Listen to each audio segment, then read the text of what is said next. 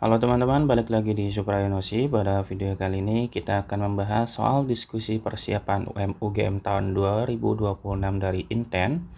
Yang mana pada video kali ini kita akan membahas fisika, mata ujian fisika untuk set yang pertama. Tanpa berlama-lama, siapkan alat tulis dan buku catatan kalian. Kita langsung ke soal yang pertama. Di soal yang pertama, di sini terdapat benda bermasa 10 kg yang sedang diam di atas lantai datar yang kasar dengan koefisien geseknya adalah 0,5. Kayaknya mungkin kita perlu gambar dulu teman-teman ya, sesuai dengan apa yang ada di soal. Kita coba gambarkan ulang. Seperti ini ya. Kemudian benda ditarik searah dengan F. Kemudian bendanya memiliki massa 10 kg gitu ya. Di atas lantai yang kasar dia memiliki koefisien gesek. Koefisien geseknya pasti, kalau koefisien gesek itu kan pasti berhubungan dengan lantai ya. Pasti kalau ditariknya ke sini, koefisien geseknya itu kan pasti ke arah kiri ya. Ini gaya geseknya maksudnya. Ini berarti FK lah ya. Kemudian kalau misalkan dia ditarik tidak pada sumbu X pada sumbu Y, maka kita bikin proyeksi ke sumbu X dan ke sumbu Y nya sendiri ya. Maka akan terdapat sudut yang diapit yang disebut dengan theta di sini.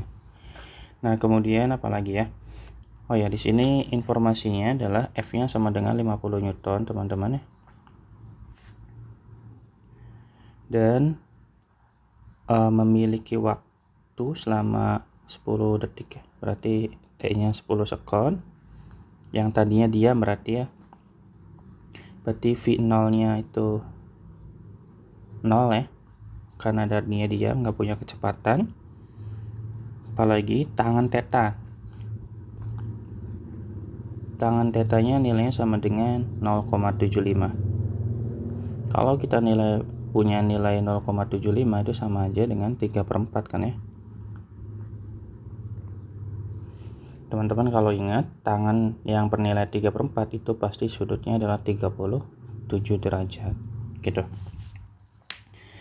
Kemudian setelah ini berarti coba kita bikinkan sebuah garis normal ya. Garis normal pasti searah atau tegak lurus dengan bidang teman-teman ya. Ini kita sebut dengan N atau garis normal. Kemudian setiap benda yang memiliki massa pasti juga punya W ya, massa atau berat. Dan kemudian kalau dia ditarik oleh gaya F yang membentuk sudut, maka kita akan bikin ini menjadi Fx dan ini kita bikin menjadi Fy. Nah, setelah ini coba kita bedah satu-satu dulu. Yang pertama kita punya Fx-nya. Fx kalau kita proyeksikan ke sini, itu kan pasti membentuk sebuah segitiga ya. Kalau membentuk sebuah segitiga seperti ini, dan garis Fx ini pasti adalah sisi samping. Sisi samping dan sisi miring pasti berhubungan dengan cos, maka Fx-nya sama dengan F dikali dengan cos alfa. F-nya sama dengan 50. Kemudian jangan alfa ya, karena kita pakainya theta, cos theta lah ya.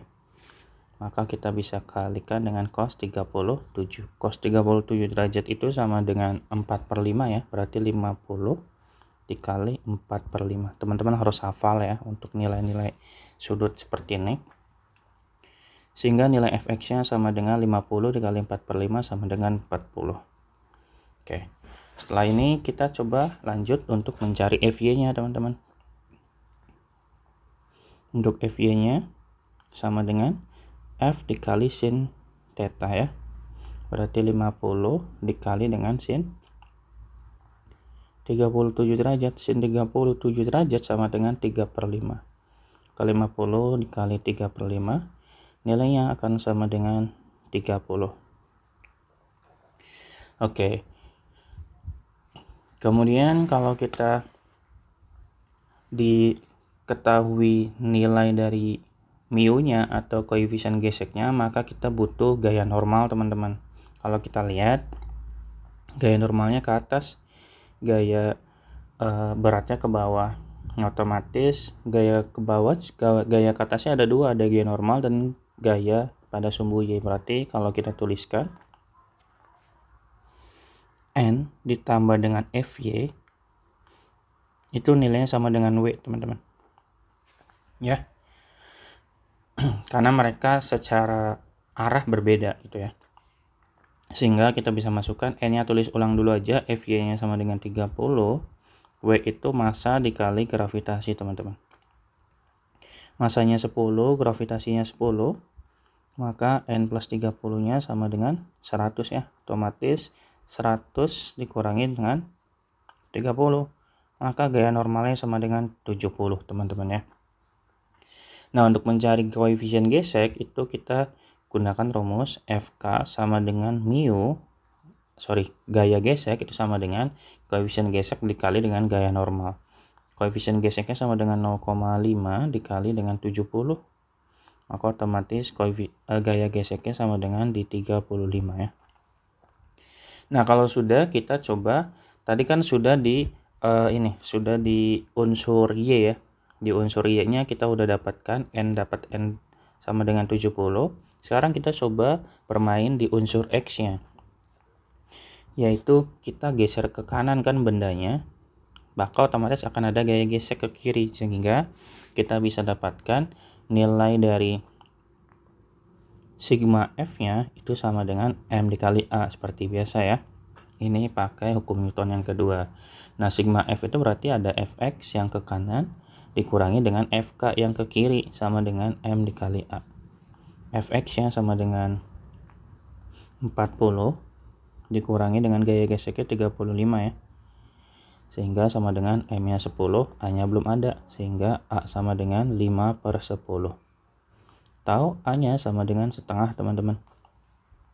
Kalau A-nya setengah, yang ditanyakan soal adalah jarak, maka kita bisa gunakan rumus jarak pada GLBB. S sama dengan V0T ditambah setengah AT kuadrat. Gitu ya. Di awal bendanya awalnya diam, sehingga V0-nya pasti 0. Waktunya itu 10 sekon ya. 10 ditambah setengah dikali A-nya setengah. Kita tadi dapatkan T-nya 10 kuadrat ya. Sehingga kita bisa dapatkan ini 10 ditambah 1/4 dikali dengan 100.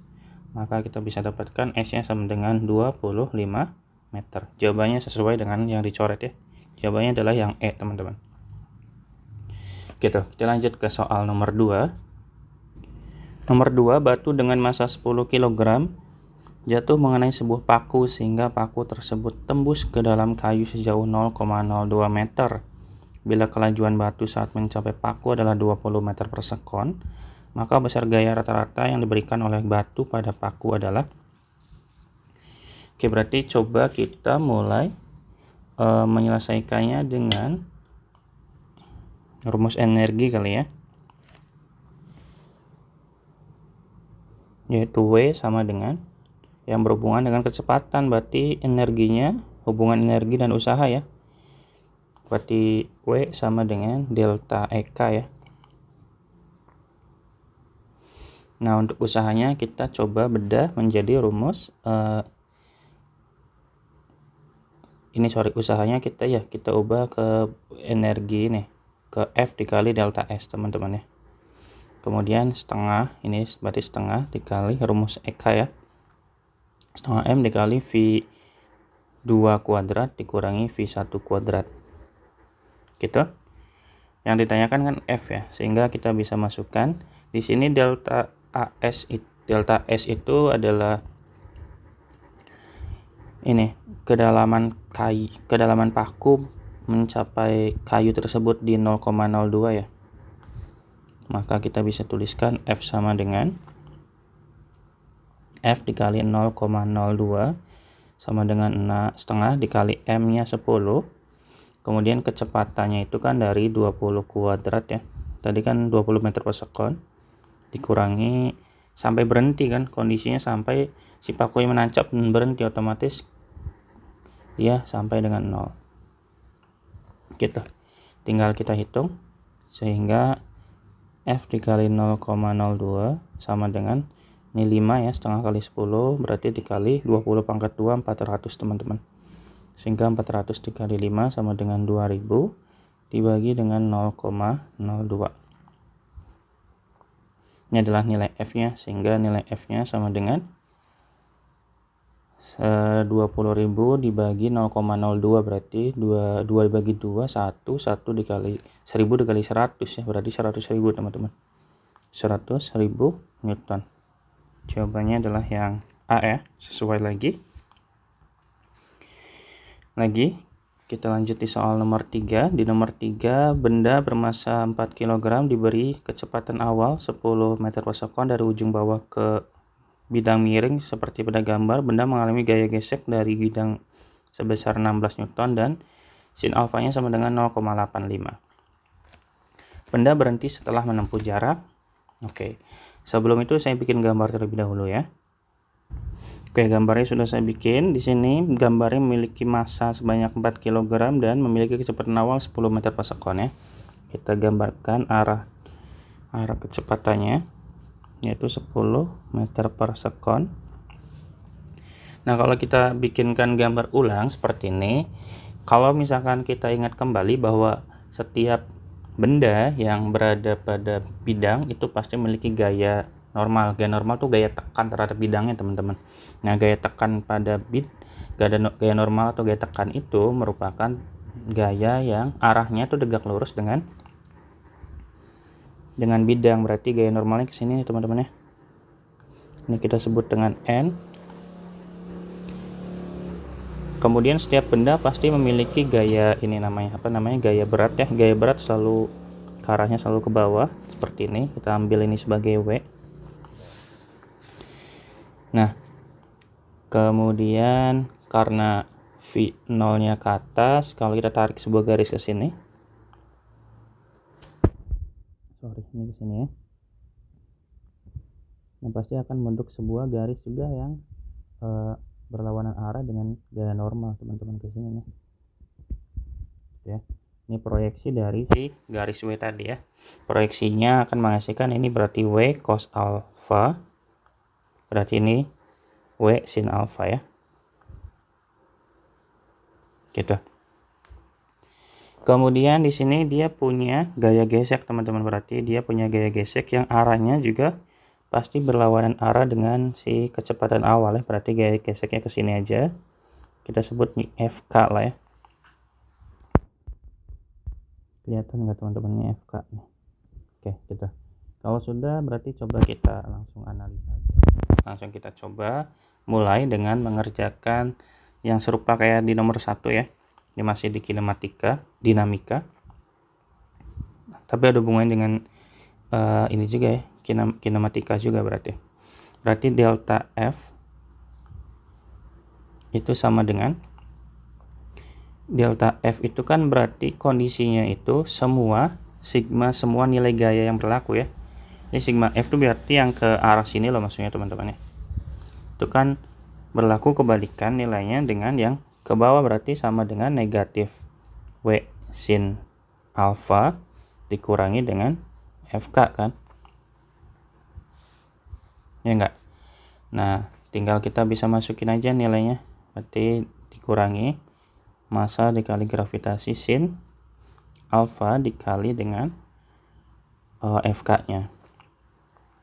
Sebelumnya sin alpha udah ada nilainya ya di sini, yaitu di 0,85, sehingga kita bisa masukin aja negatif. Ini 4, Masanya 4, gravitasinya 10. Sin alfanya berarti di 0,85 dikurang FK-nya udah dapat ya 16, sehingga kita bisa dapatkan negatif 4 kali 10, 40 kali 0,85 berarti negatif 34 ya, dikurangi 16, maka sigma F-nya sama dengan negatif 50 teman-teman. Oke, kita tahu bahwa rumus dari F itu kalau di hukum Newton yang kedua itu M dikali A ya. Sigma F sama dengan M dikali A. 50 F-nya adalah negatif 50, masanya adalah 4, A-nya berarti sama dengan negatif 50 dibagi dengan 4, otomatis negatif 12,5 gitu. Nah, kemudian kita tinggal masukin aja, karena yang ditanyakan masih jarak lagi ya, berarti kita masukin ke rumus jarak, yaitu S sama dengan V0T ditambah dengan setengah AT kuadrat. Nah, karena di sini nggak ada T, berarti pakai rumus yang berikutnya aja teman-teman ya, pakai rumus yang ketiga. Ingat nggak? Yang VT kuadrat sama dengan V0 kuadrat ditambah dengan 2AS. Ya, ini kan mencari jarak juga bisa dari sini. Karena dia bendanya itu kan sampai berhenti, otomatis kecepatan akhirnya adalah 0, kecepatan awalnya itu 10 meter per sekon dikuadratin ya. Ini nggak usah pakai satuan deh, biar langsung aja. Ditambah 2 dikali A nya negatif 12,5 ya, dikali dengan S, sehingga ini 100. 2 dikali negatif 2,5 kan 12,5 kan 25 ya, 25S, sehingga S sama dengan 100 dibagi 25 teman-teman, maka nilainya sama dengan 4 meter gitu ya. Berarti jawabannya sesuai lagi, yaitu jawabannya yang B gitu teman-teman ya. Oke, kita lanjut di soal nomor yang keempat. Kita lanjut nomor 4. 2 buah satelit A dan B mengorbit planet Z masing-masing pada ketinggian 400 km dan 5400 km. Berarti kita tuliskan dulu aja ya informasinya.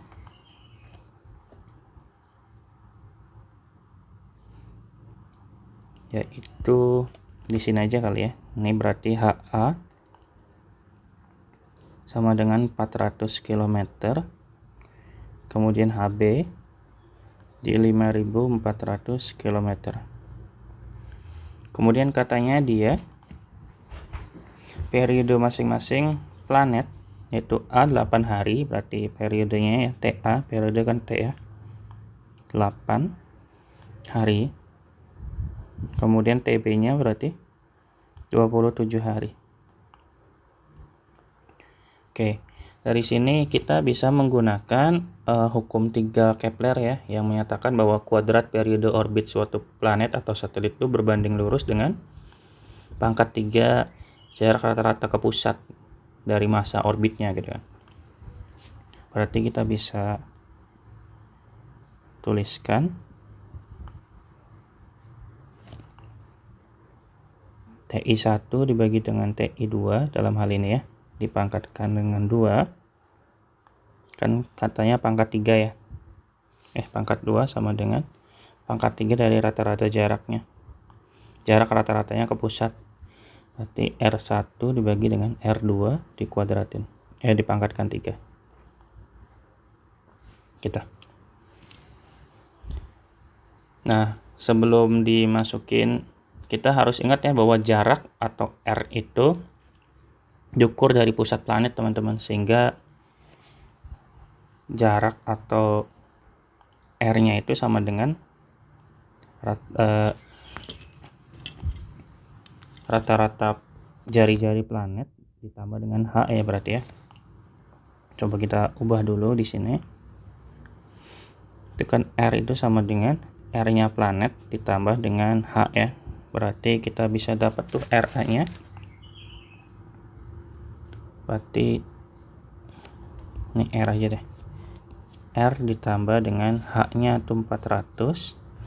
Kalau RB berarti dengan R ditambah dengan 5400. Nah, kalau udah baru kita boleh substitusikan ke rumus tadi ya, ke pernyataan hukum Kepler tadi. T1-nya berarti 8 per 27, jangan lupa dipangkatkan 2, sama dengan R1-nya atau RA-nya berarti R plus 400 dibagi dengan R plus 5400 pangkat 3. Oke, kalau sudah berarti tinggal kita sederhanakan boleh masing-masingnya ya, biar bisa dihitung. Ini kan kalau kita hitung jadi 64 per 729 ya. Akar pangkat 3-nya dihilangkan, jadi di sini jadi akar pangkat 3. Gitu. Jadi di sini langsung R plus 400, biar sekalian aja gitu maksudnya. Di sini berarti R ditambah 5400. Ini akar pangkat 3 dari 64 itu 4. Akar pangkat 3 dari 729 itu sama dengan 9. Sehingga berarti R ditambah 400 dibagi dengan R ditambah 5400. Kita kali silang teman-teman ya. Berarti 4 dikali dengan R plus 5400 sama dengan 9 dikali dengan R plus 400. Jadi sini berarti 4R ditambah dengan 4 kali 54. Berarti 216 ya. 21.600 kalau dibikin lengkapnya 9 kali 4 berarti 36 ya. 3.600. Kita kumpulkan R-nya berarti 9 kurangi 4 berarti 5R 21.600 dikurangi 3.600 18.000 ya. Berarti R-nya 18 bagi 5 berarti 36 3.600. Sehingga jawabannya tepat yaitu option yang E ya. Oke deh teman-teman ya. Semoga bisa dipahami ya. Jadi kalau masih belum paham boleh ditanyakan di kolom komentar ya. Oke, kita lanjut di soal nomor berikutnya. Sebuah satelit mengorbit sebuah planet pada lintasan berbentuk lingkaran. Massa satelit adalah 20 kg. Kemudian periodenya 2,4 jam dengan radius orbitnya 8,0 kali 10 pangkat 6. Jika kuat medan gravitasi di permukaan planet itu adalah 8,0 meter per sekon kuadrat, maka radius planet tersebut adalah, oke, berarti kita bisa mulai dari mana ya?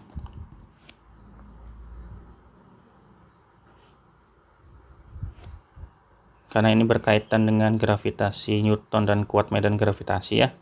Kita bisa mulai pakai rumus kuat medan gravitasi dulu, yaitu G sama dengan Gm dibagi dengan R kuadrat kan ya. Gitu.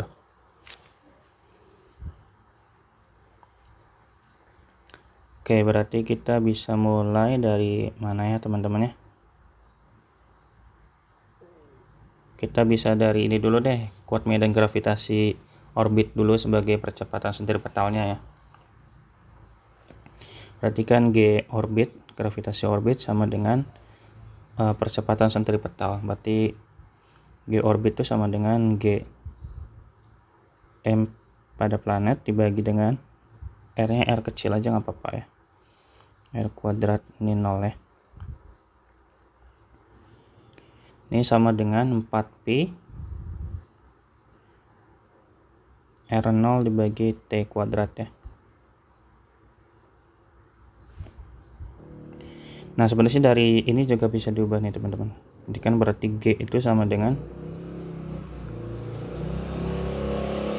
G dikali R kuadrat itu nilainya sama dengan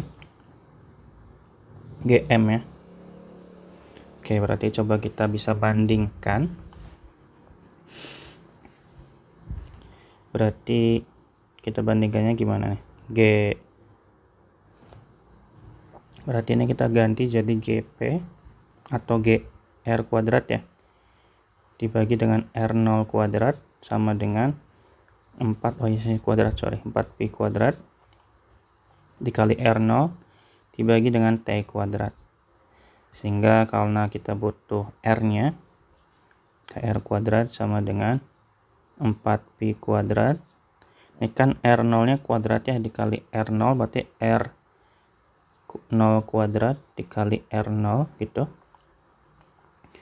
Dibagi dengan G dikali dengan T kuadrat. Karena ini R kuadrat, kita butuh nilai R-nya. Maka jadi 4pi kuadrat dikali R0 kuadrat dikali R0 dibagi dengan G T kuadrat. Akar dari 4pi kuadrat itu kan 2pi ya. Akar dari R0 kuadrat itu R. Ini berarti sisanya adalah R0 per G ya teman-teman ya. Dibagi dengan T. Akar T itu kan akar T kuadrat kan T. Ini akarnya harusnya gede ya, sorry. Oke, berarti kita bisa mulai dari mana ya? Berarti G itu sama dengan G M dibagi dengan R kuadrat. R0 per G ya teman-teman ya. Dibagi dengan T akar T kuadrat kan T. Ini akarnya harusnya gede ya, sorry. Ini akarnya harusnya gede ya, sorry. Oke, berarti kita bisa mulai dari mana ya? Berarti G itu sama dengan G M dibagi dengan R kuadrat. R0 per G ya teman-teman ya. Dibagi dengan T akar T kuadrat kan T. Ini akarnya harusnya gede ya, sorry. Nah, gitu. Kalau sudah berarti kita bisa lanjutkan ke, atau kita substitusikan nilai-nilai yang ada aja ya. Berarti di sini 2pi dikali dengan R0. R0-nya sama dengan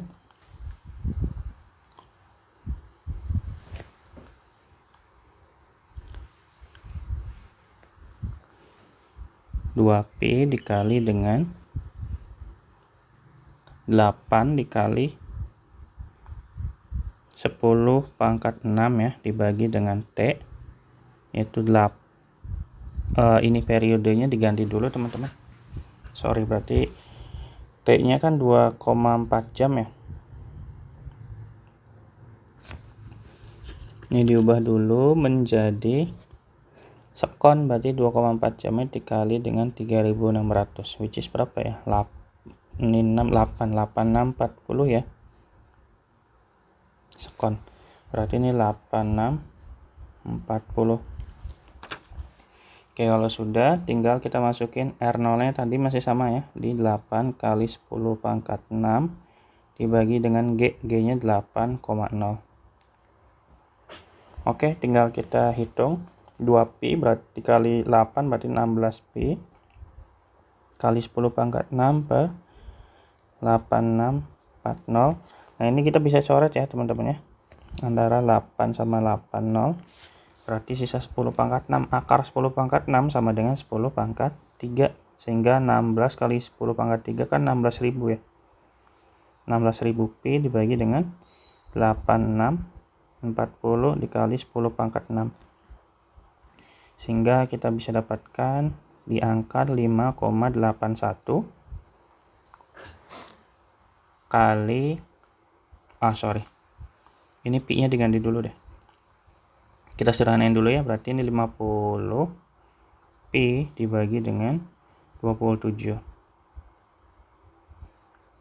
kali 10 pangkat 6. Nah, terus pi nya kita ganti dengan 3,14, berarti 50 kali 3,14 dibagi dengan 27, 10 pangkat 6. Kenapa? Karena di soal udah nggak dalam bentuk pi gitu ya,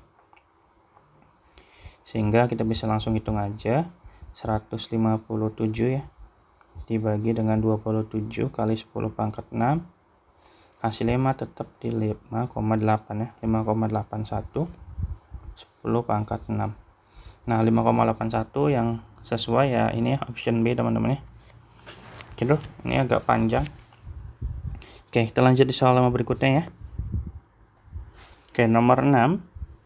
Jika jarak rata-rata bumi ke matahari adalah 1 AU, AU itu astronomic unit ya, dan periode bumi dalam mengelilingi matahari adalah 1 tahun. Ini menghindari informasi yang bingung kayak tadi, mending kita tulis dulu aja teman-teman. Informasinya apa aja? Berarti yang pertama, rata-rata jarak buminya sama dengan 1 AU ya. Kemudian periode buminya, TB-nya sama dengan 1 tahun. Kemudian sebuah komet mengorbit matahari sekali dalam 64 tahun. Berarti ini periode komet. TK sama dengan 64 tahun.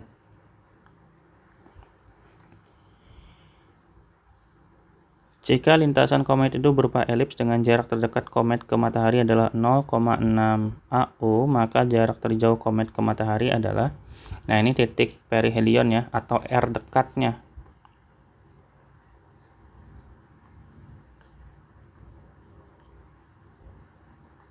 R dekatnya sama dengan 0,6 AU. Oke, kita bisa lanjutkan dengan pakai hukum 3 Kepler lagi ya. Ini masih bisa kok. Berarti kita bisa dapatkan TK dibagi TB dipangkatkan 2 ya, sama dengan RK dibagi RB pangkat 3. TK-nya di sini adalah 64, TB-nya 1 pangkat 3 pangkat 2, berarti RK per 1 pangkat 3. Oke, berarti 64 pangkat 3, 64 pangkat 2 diakarkan pangkat 3 ya, biar langsung dapetin RK aja gitu.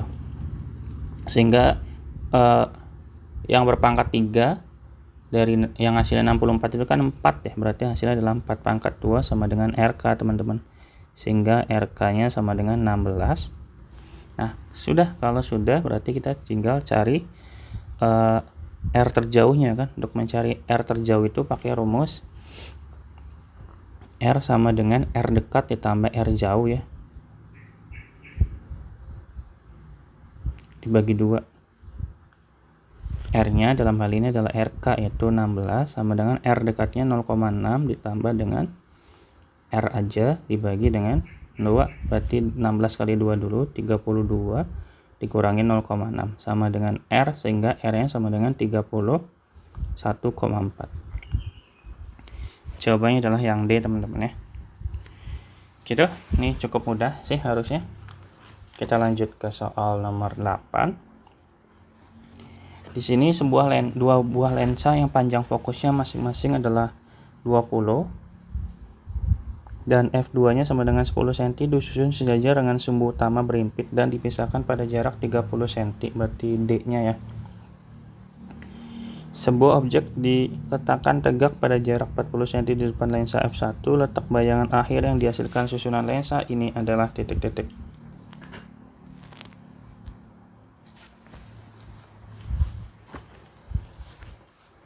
Oke, berarti coba kita tuliskan dulu ya, biar lebih pasti, biar nggak bingung nanti. Berarti f1 nya sama dengan 20 cm, f2 nya sama dengan 10 cm, D nya 30 cm, dan S1 nya sama dengan 40 cm ya. Oke, dan kita cari letak bayangannya ya. Itu 1 per S1 aksen sama dengan 1 per F1 dikurangi dengan 1 per S1. F1 nya sama dengan 20, berarti 1 per 20 dibagi dengan 1 per 40 ya. Samakan penyebut jadi 40, berarti 2 dikurang 1, berarti 1 per S1 aksennya sama dengan 1 per 40. Otomatis S1 aksennya atau letak bayangannya sama dengan di 40 teman-teman ya. Yang ditanyakan adalah letak bayangan akhir yang dihasilkan susunan lensa ini adalah, berarti yang dicari adalah S2 nya. Untuk mencari S2 nya kita pakai rumus D dikurangi S1 aksen aja. D nya sama dengan 30, kemudian dikurangi dengan nyari S2 dulu ya, karena kita nyari letak bayangan akhir, nyari posisi akhirnya dulu, S2 nya dulu. Ini berarti 30 dikurangi 40 ya, sama dengan negatif 10. Oke, tinggal nyari bayangannya atau nyari letak bayangan akhirnya. Berarti 1 per S2 aksen sama dengan 1 per F2 dikurangi 1 per S2. Maka 1 per F2 nya dalam hal ini adalah 10 ya. 10 dikurangi negatif 1 per 10, otomatis jadi ditambah ya, 1 per 10 ditambah 1 per 10 sama dengan 2 per 10 atau sama dengan 1 per 5. Nah ini nilai 1 per S2 aksennya sama dengan 1 per 5. Pertanyaannya adalah S2 aksennya atau jarak atau letak bayangan akhir yang dihasilkan susunan lensa, berarti S2 aksennya sama dengan ya 5 cm ya. Kenapa ini karena hasilnya positif, maka hasilnya adalah yang di kanan ya. Jawabannya adalah yang A teman-teman. Gitu, kita lanjut ke soal nomor 8. Masih sama ya, tentang lensa juga. Di sebuah objek tegak pada jarak 75 cm di depan lensa konvergen yang panjang fokusnya 25 cm. Kalau konvergen itu berarti dia cembung ya. Bayangan yang dihasilkan terhadap lensa berjarak titik-titik. Oke, berarti kita bisa langsung mulai aja. Pakai rumus yang tadi aja ya, sama kok. Berarti 1 per S aksen sama dengan 1 per F dikurangi 1 per S ya. Di sini dalam hal ini adalah F-nya kan 25 ya. 1 per 25 dikurangi S-nya 75. Gitu, samakan penyebut jadi 75. 75 bagi 25 3 ya, dikurangi 1. maka hasilnya adalah 2/75. Ini adalah 1/S aksennya, maka S aksennya sama dengan 75 dibagi 2, jadi sama dengan 37,5 ya. Jawabannya adalah yang B ya. Kenapa yang B? Kenapa yang B? Karena nilai S aksennya positif, teman-teman. Bayangan yang terbentuk bersifat nyata. Jadi bayangan nyata pada lensa bias selalu terletak di belakang lensa, yang berarti posisinya itu berlawanan pihak dengan objek. Gitu ya. Kita lanjut di soal nomor 9. Lensa konvergen lagi ya. Lensa konvergen A dan lensa divergen B, masing-masing panjang fokusnya adalah 10 cm. Kedua lensa itu disusun seperti gambar. Sebuah objek tegak diletakkan 12,5 cm di depan lensa A. Kemudian letak dan sifat bayangan akhir yang dihasilkan susunan lensa itu adalah, oke, berarti kita bisa tuliskan terlebih dahulu ya, kayak tadi ya, lengkapi dulu. Karena informasinya di sini nggak cuma satu kayak di nomor 8 yang bisa langsung dicoba. Ini berarti FA-nya 10 ya, karena konvergen. Kemudian FB-nya negatif 10 cm. Kemudian jaraknya tadi jaraknya D ya, D-nya itu sama dengan 20 cm. Dan yang terakhir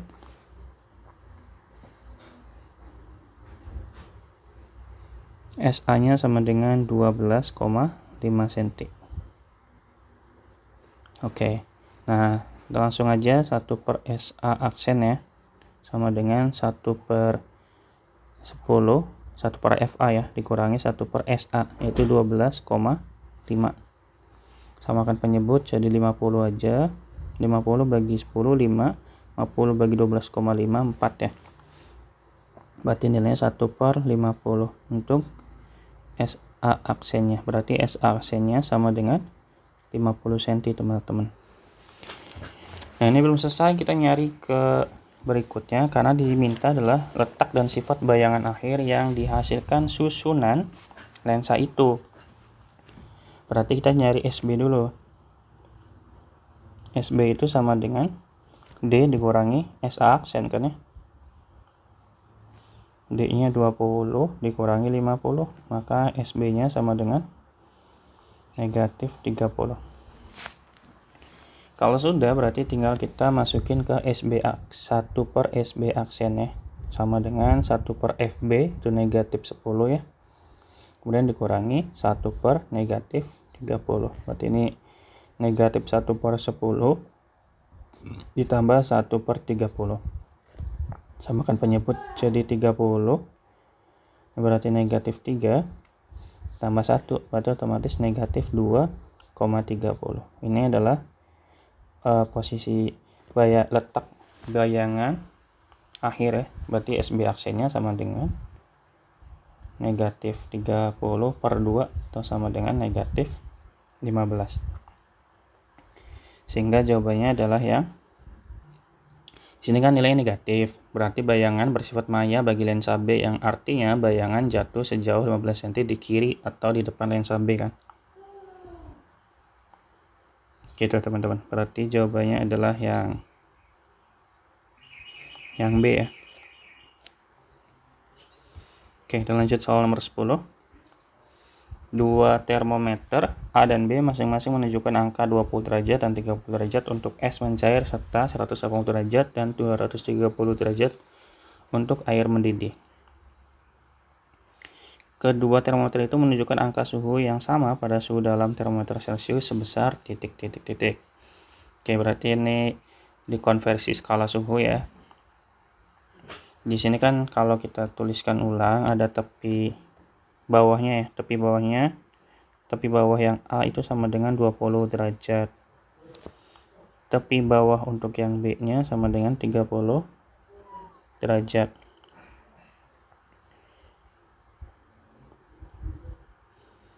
Tepi atas dari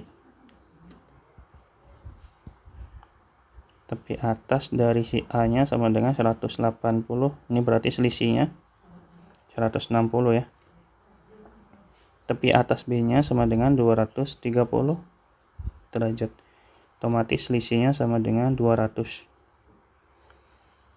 Ya udah, yang ditanyakan adalah kedua termometer itu menunjukkan angka suhu yang sama pada suhu dalam termometer Celcius. Oke, di sini berarti kita coba ini aja, kita misalkan TA sama TB-nya itu sama ya. TA sama dengan TB sama dengan X lah ya. Jadi kita bisa tuliskan TA dikurangi T tepi bawah atas dibagi dengan selisih ya.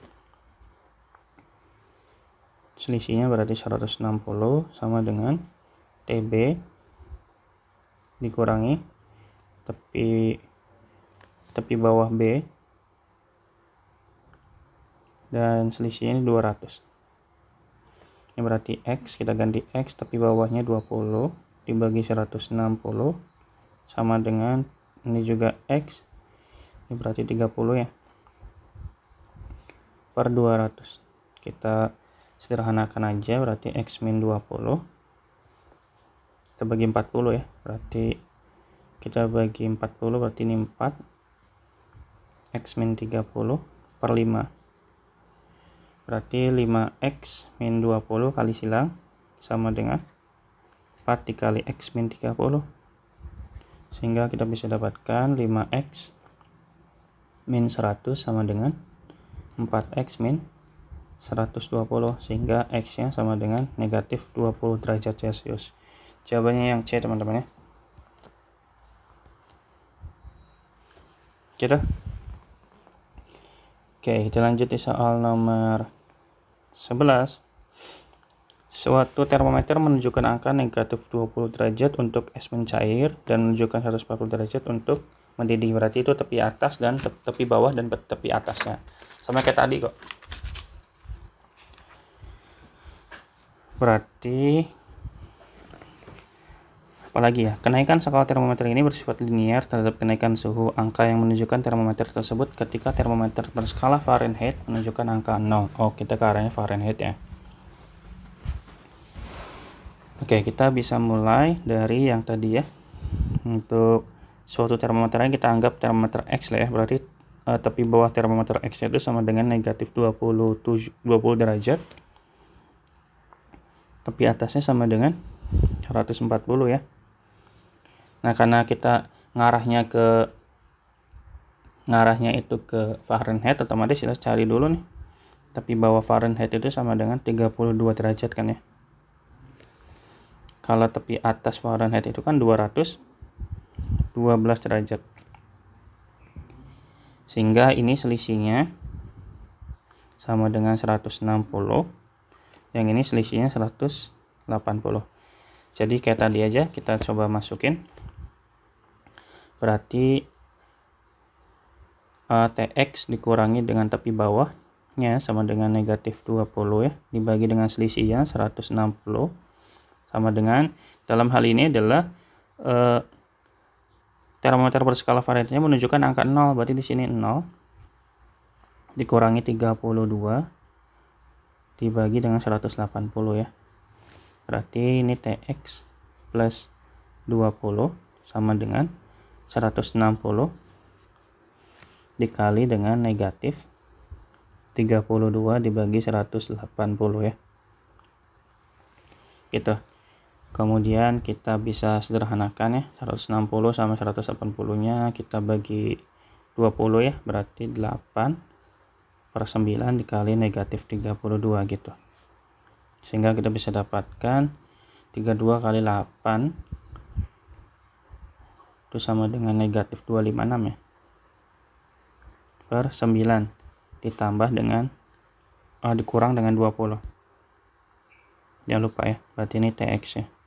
Sehingga TX nya sama dengan negatif 28,4 ya, dikurangi 20 maka negatif 48,4. Ini adalah angka yang ditunjukkan termometer tersebut. Jawabannya berarti yang D ya. Gitu teman-teman ya. Ya betul yang D. Ini hati-hati ya teman-teman ya. Ini nggak kelihatan tapi kita bisa tebak nilainya adalah 58,44. Jadi jawabannya tetap di D ya. Oke, kita lanjut di soal nomor 12. Pada suhu berapakah agar angka penunjukan termometer pada skala Fahrenheit menjadi 2 kali pada skala Celcius? Oke, berarti kan kalau di nomor 12 ini si suhu Fahrenheit itu 2 kali dari si suhu Celcius ya. Jadi kita bisa bandingkan aja ya. Bandingkan di konsep atau persamaan konversi suhu dari Celcius ke Fahrenheit. Itu kan TC dibagi dengan 5 sama dengan TF dikurangi 32 dibagi 9 kan ya. Nah, TC nya kita tulis ulang per 5, TF nya kita ganti dengan 2 TC aja dikurangi 32 dibagi 9. Gitu, tinggal kita kali silang, berarti 9 TC sama dengan 5 kali 2 TC berarti 10 TC, 5 kali 32 sama dengan 160 ya. Sehingga kita bisa dapatkan 10 kurangi 9 sama dengan TC sama dengan 160. Jawabannya adalah yang E, teman-teman. Gitu, lanjut ya. Kita soal nomor 13.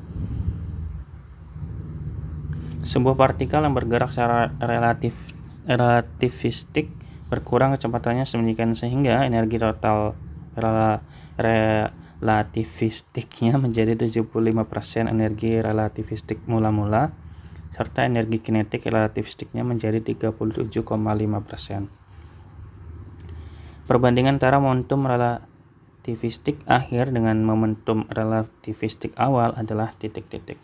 Oke, kita bisa mulai dari mana ya? Mungkin kita bisa mulai dari menuliskan semua informasi di soal dulu ya. Di sini kita punya energi totalnya.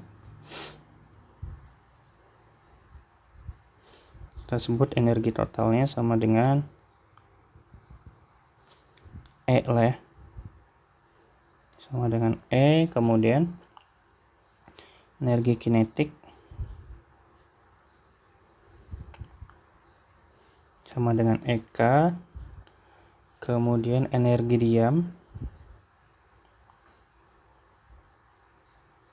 E0 aja ya, sama dengan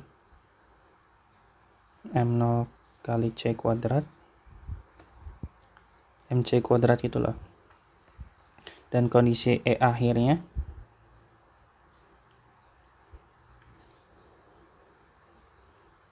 sama dengan E aksen aja ya. Itu kan sama dengan 75% dari E ya, berarti 75% itu 0,75 E atau 3/4 dari awal atau E gitu. Kemudian kan katanya si energi kinetiknya juga menjadi 37,5% dari energi kinetik mula-mula atau awal kan. Ini berarti kondisi akhir untuk EK-nya. EK aksennya sama dengan 0,375 EK ya, atau sama dengan 3/8 ya. 3/8 EK. Gitu. Ini udah sih informasi ini udah punya, tinggal kita masukin ke setiap rumus saja. Oke, yang pertama kita hubungkan antara energi total dan energi kinetik, yang mana energi total itu sama dengan energi kinetik ditambah dengan energi diam kan, ya kan ya. Sehingga kalau kita pengen nyari energi kinetiknya sama dengan energi total dikurangi energi diam. Sehingga kalau kita tinjau kondisi akhir ya, maka kita bisa punya E aksennya itu sama dengan EK aksen ditambah E0 aksen ya. Nah, E aksennya itu sama dengan 3/4 E kan. Ya kan? Kemudian EK aksennya sama dengan 3/8 EK ditambah dengan E0. Dan kita kan udah punya ya yang ini EK itu sama dengan E dikurangi E0. Berarti kita bisa dapatkan 3/4 E-nya tulis ulang.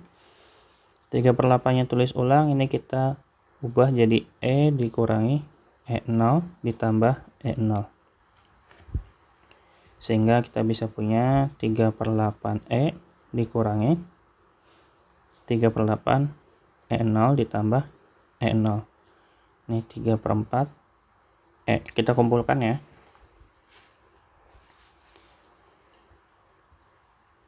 Sehingga jadi 3/4 E dikurangi 3/8 E sama dengan negatif 3/8 E 0 ditambah dengan E0.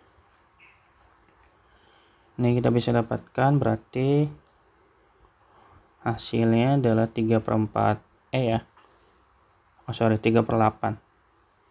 3/8 E sama dengan, ini berarti 8, negatif 3 tambah 8, 5 ya. 5/8 E0. Ini 8-nya bisa kita coret ya. Berarti 3E sama dengan 5 E0, sehingga E-nya sama dengan 5E0 dibagi dengan 5E. Ini 5/3 E0 maksudnya gitu.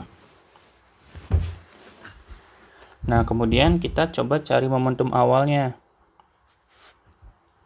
Untuk mencari momentum awalnya berarti coba kita tulis dulu deh, cari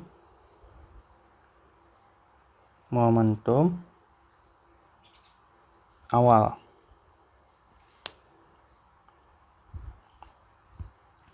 Coba gunakan relasi E kuadrat sama dengan PC kuadrat ditambah E0 kuadrat ya. Kita keluarkan PC-nya. PC kuadrat sama dengan E kuadrat dikurangi E0 kuadrat ya. Gitu aja.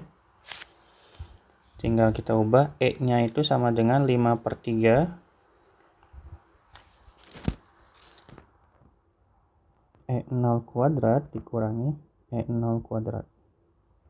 Berarti 25/9 E0 kuadrat dikurangi E0 kuadrat. 25 dikurangi 9, 16 ya, berarti 16/9 E0 kuadrat. Karena ini PC kuadrat, otomatis PC-nya sama dengan akar 16 4, akar 9 3, akar E0 kuadrat sama dengan E0. Sehingga P-nya sama dengan 4/3 E0C. Apakah udah selesai?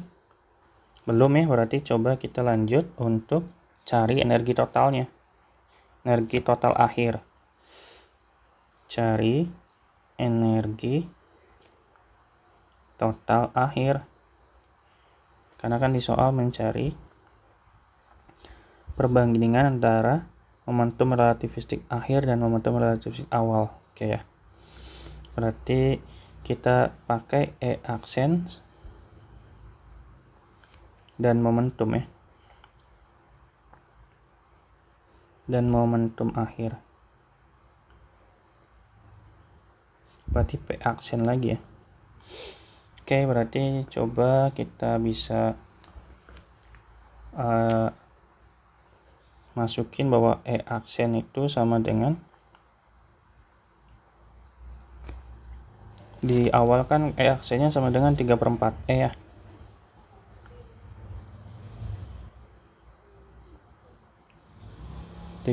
dari E, sementara nilai E nya itu sama dengan 5/3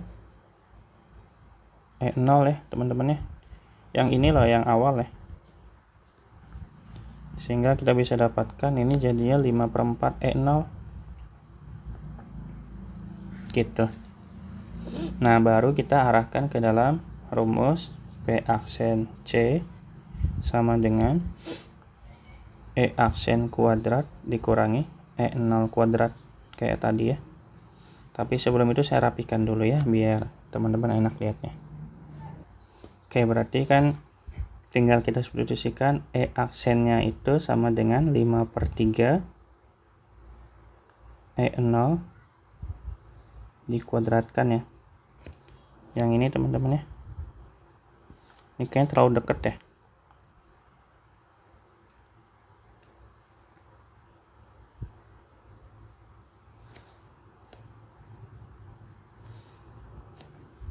Oke, dikurangi dengan E0 kuadrat, otomatis ini jadi 25 ya, dikuadratin kan ya. Jangan lupa ini 9, E0 kuadrat dikurangi E0 kuadrat. Sehingga 25 kurangi 9 sama dengan 16/9 E0 kuadrat. Karena dikuadratin maka kita akarkan teman-teman ya.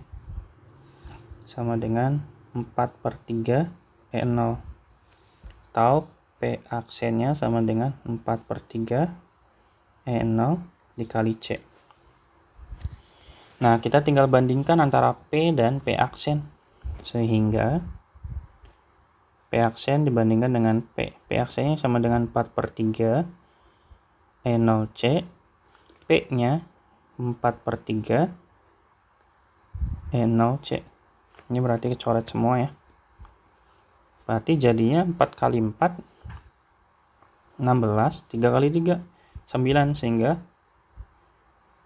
jawabannya adalah aduh, ada yang salah teman-teman. Di sininya 5/4, saya nulisnya 5/3 tuh. Sorry, ini berarti saya ganti dulu. Waduh, ganti semua berarti ya. Sorry, berarti di sini 25 ini 5/4, ini per 16, berarti ini 9/16. Otomatis jadinya 3/4 teman-teman, maaf ya. Ini berarti kita ganti jadi 3/4.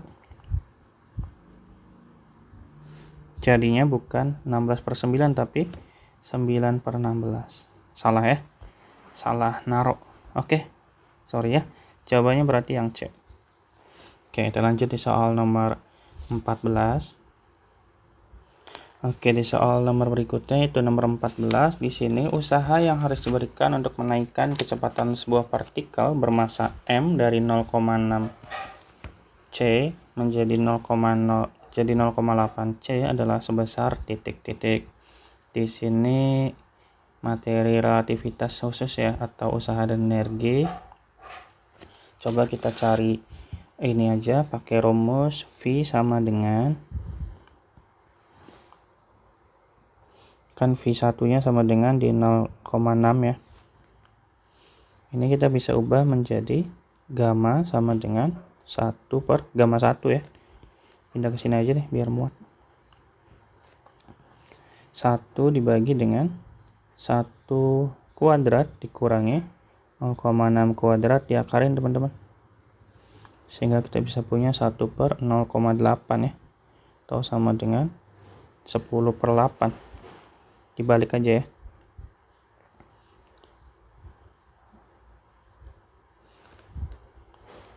Kalau sudah, tinggal nyari V2 sama dengan 0,8 C, maka jadinya gamma 2 nya sama dengan 1/1 kuadrat dikurangi 0,8 kuadrat diakarin lagi, jadinya 1/0,6 atau sama dengan 10/6. Ini kalau mau seranain boleh ya, berarti 5/4, ini jadi 5/3. Kemudian kita bisa hubungkan teorema usaha energi relativistik. Usaha itu kan W ya. W sama dengan delta EK, masih kayak tadi ya. Berarti delta EK itu kan sama dengan EK2 dikurangi dengan EK1 teman-teman ya. Nah, ini nilainya akan sama dengan gamma 2 dikurangi 1 dikali MC kuadrat dikurangi dengan gamma 1 dikurangi 1 dikali MC kuadrat juga. Maka kita bisa gabungkan gammanya, berarti gamma 2 dikurangi gamma 1 itu sama aja dikali dengan MC kuadrat. Sehingga gamma 2 nya itu di angka 5/3 dikurangi 5/4 kali MC kuadrat, sehingga ini jadi 12 ya. 12 berarti 12 bagi ini berarti 20, ini 15 ya enggak, MC kuadrat, sehingga 20 kurangi 15 itu 5/12 MC kuadrat. Enggak ada ya? Oke, kita pilih yang B aja. Kenapa? Ini kan kalau diseranain jadi 5/12 juga, atau ini kita kali 2 deh, jadi 10/24 MC kuadrat. Tuh gitu, sama aja ya. Gitu teman-teman ya. Oke, kita lanjut ke soal terakhir teman-teman. Kita soal terakhir, ini 15. Sebuah partikel meninggalkan siklotron dengan energi total 10. Berarti kita tulis dulu totalnya sama dengan 10 ya.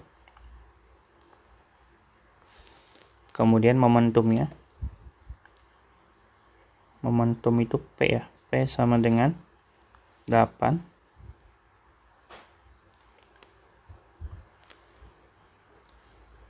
Atau ini kalau ya, atau kalau mau dibikin PC juga boleh, PC sama dengan kan per C ya, 8 gitu.